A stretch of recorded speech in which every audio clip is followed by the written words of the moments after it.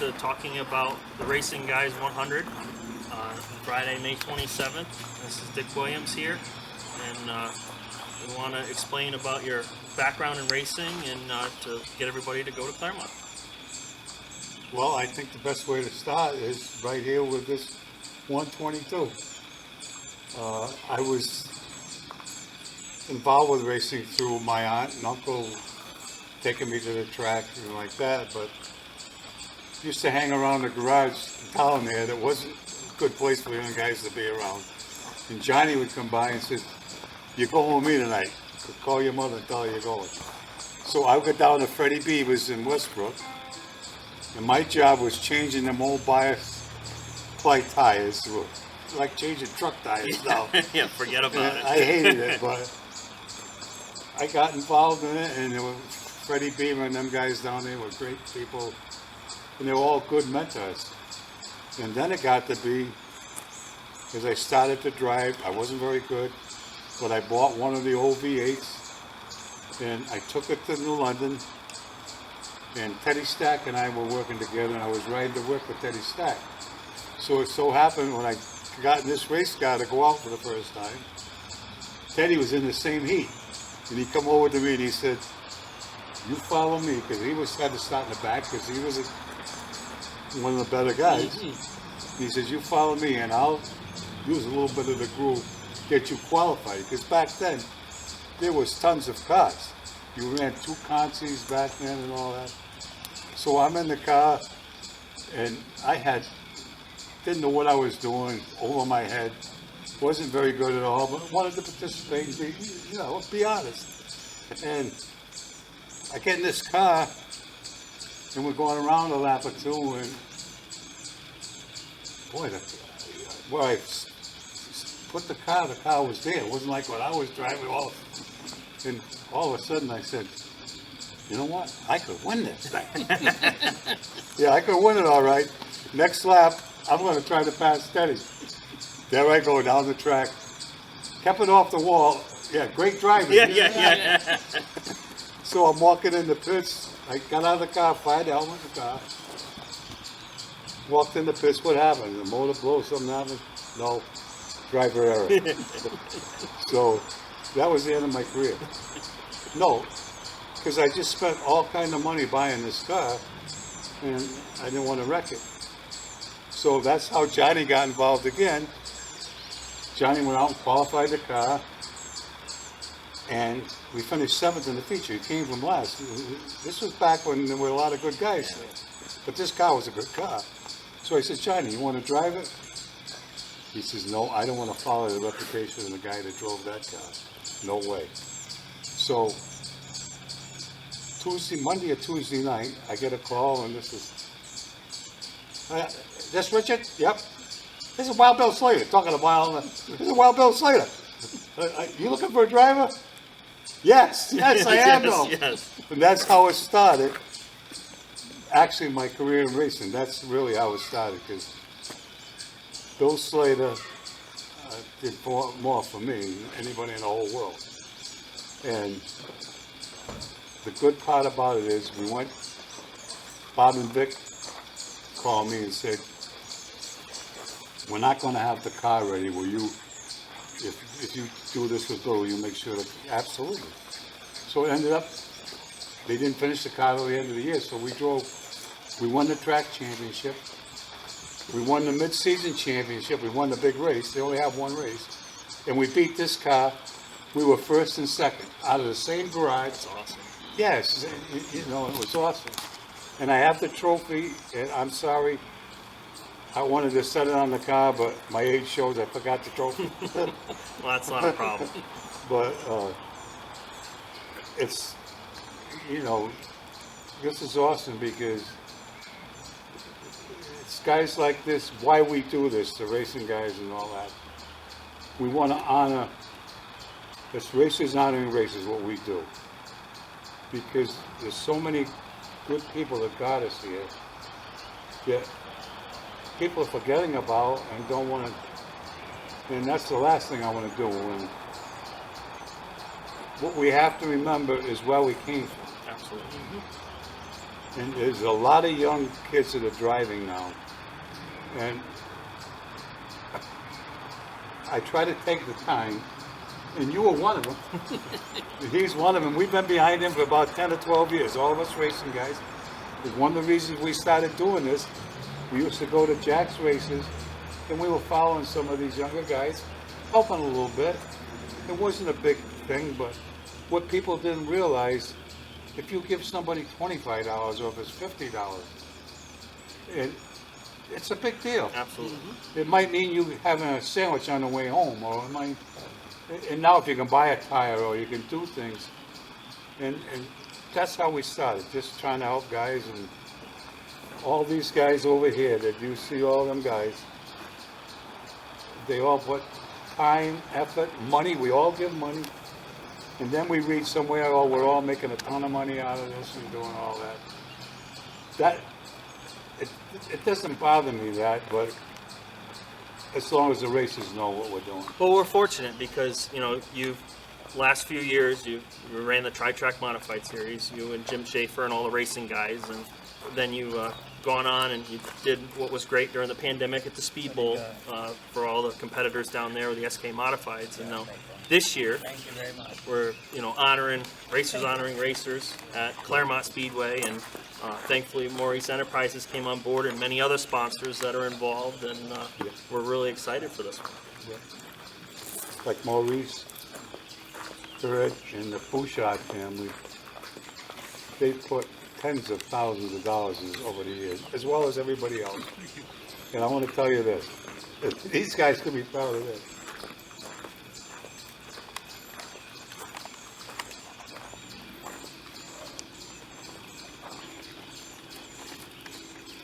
Well, so now give a little bit of, to give a little bit of the family legacy. So Johnny Thompson is actually the second generation in my family, and I'm the fourth generation. So this year, in the last couple of years, we started running the checkerboard scheme, and to bring back a little bit of family lineage. And what's really neat is that Johnny had the home-built cars, and then this year, the Mead brothers out of Long Island, they did a home-built car for me as well. So it's really neat to be able to see the characteristics between the two of them together. Yeah, it's nice to see the checkers. This car, this version of the 122 is from the early 70s. I had just gotten out of the Navy, and prior to going into service, I would go down to North Stonington, Leo's garage with Johnny. We had the Ford on one side and the Chevy on the other side. You couldn't go, if you were a Ford person, you couldn't go over to the Chevy side. You had to stay on the Ford side. But until they found out I could do sheet metal work, because that was my profession. Then you could go both sides. Then I could go both sides. I had an in then. So, Yeah. Johnny, my brother, and I were going to the Speed Bowl in '58 when Johnny drove for Fred Bieber. Yeah. And then they all, in '60, they all left and went up to Norway. So we were young, we couldn't get into beds, we had no way of going there. But my grandmother had Pat's girlfriend for a hairdresser. When they got talking about racing, they found out that my brother was a Johnny Thompson fan. I was a Slater fan at that time, but Pat said, "Oh, come over to my house Saturday afternoon, and you can sit in the back seat, and Johnny will take you to Norway." That's awesome. And to us, that was like our heroes taking us up to the races. So until I went in service in '65, I'd go down to North Stonington a couple nights a week and help out in the cars with mostly the sheet metal, the top riveting, and whatever had to be done to cutting it out. And then when I got out of the service, I came back and went down. Of course, one of the first trips was down to North Stonington. Johnny was building this car with the Cleveland engine. I helped on that. And Speaking of that, we used to travel to Norway, and 95 was, and you had to go through province and all that. We had a ritual. We used to stop, get Sunoco gas, because it's supposed to be the best gas at the time.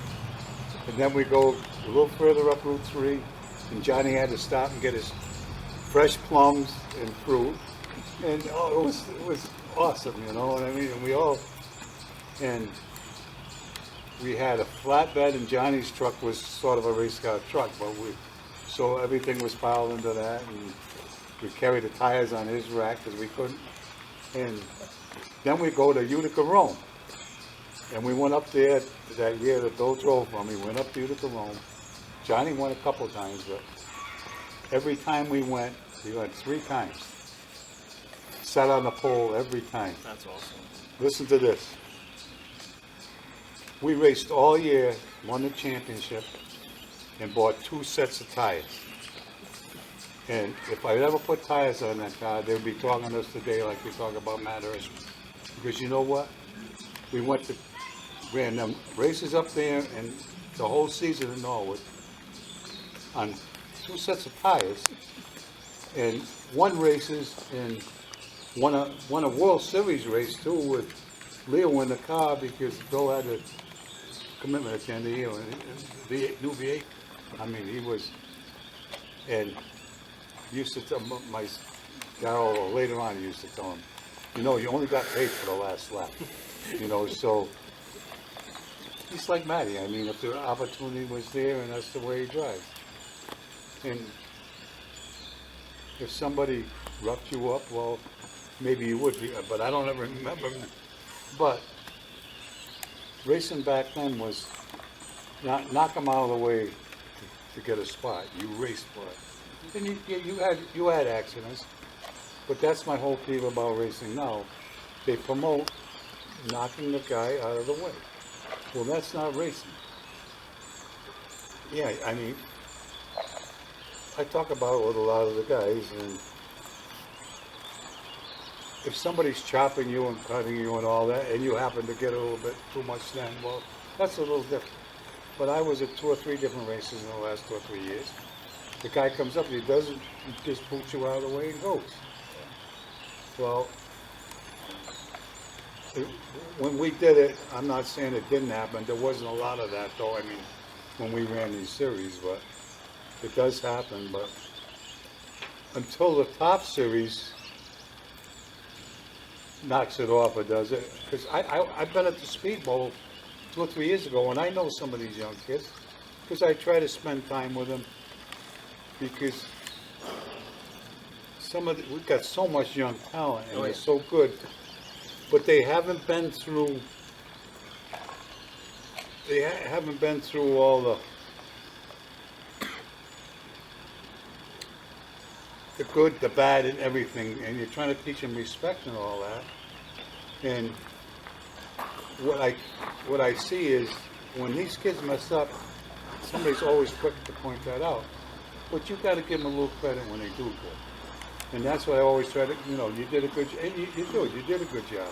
But I even been going to you did a good job, nice. This time when you mess up, well, you don't need me to tell you because some guys will tell you. You know, yeah. But, and our greatest asset is our youth. Because there's guys over here that coach Little League and do all that. And we try to teach the kids right. I mean, Johnny told me if they're at your door on the inside of you, they own that part of the track. Yep, give them room. And you see the NASCAR ones, they're not at the door, they're at the rear quarter. And Oh, they yeah. think they own that part. That's not the... And accidents The way are going it to was. happen back, you know, and that Yeah, is. it slipped. And I saw Georgie Summers lose a race because he hit the guy too hard and backed out of it. He tried him again but couldn't get him, but that wouldn't happen now.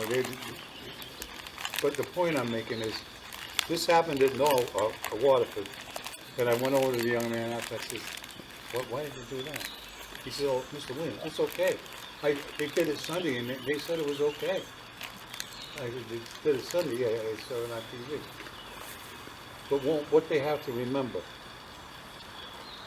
a lot of them are full-body cars, and you're talking with guys with a lot of money. Now, when you rep one of these guys, you're hurting. We got to have respect for that. And what I'm trying to say about the younger kids, they haven't had to go through that because a lot of them, they have a lot of time. Now, they start out when they're kids now, and they have a lot of time in it, but they haven't put the time in working like we did to get where we did. And just want them to be respectful of that. But the kids nowadays are so talented, and racing's so different too because these were homemade cars. You had an advantage if you had it, but now you buy speed, and they're all pretty close, so it's going to be a little bit more contact. So you gotta cut them a little slack, but don't be dirty about it. I mean, you know, give and take a little. But that isn't the way the world isn't like that. So we're not going to change it, I guess. So to talk about your race, Racers Honoring Racers, Yeah. and you got top names. You mentioned Matt Hirschman. Yeah. You got quite a few. I mean, Dwight Jarvis is coming back out of retirement for the race. I mean, you have a lot of top tier names and over 20 guys signed up for this race. I And, think we got 28 right now. that's awesome. Yeah. And I got called today. Jim said 2 guys called, but until we get the entry, we don't say that. You know. Absolutely, yeah. But no, everybody's thrilled about it.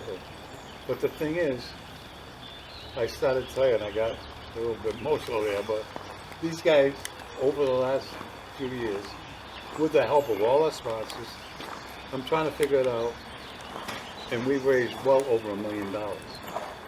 Well over $1 million. It's And Racers 10 Honoring already. Racers. We went to the race, on top of what the tracks do now, you know, and that's pretty awesome. And that's why it bothers me when these guys get accused of, yeah, you guys made money. No, we didn't. Every one of us, it cost us money. But that's all right. That's what we want to do. Because look what it costs you. Nobody makes money in this racing. Maybe one, maybe Hirschman. Maybe Matt does. Hirschman. Right. No, but I'm saying, but yes, because what it takes to get to the racetrack and do all that. So they need help. And it's got to be guys, mainly older guys that retired.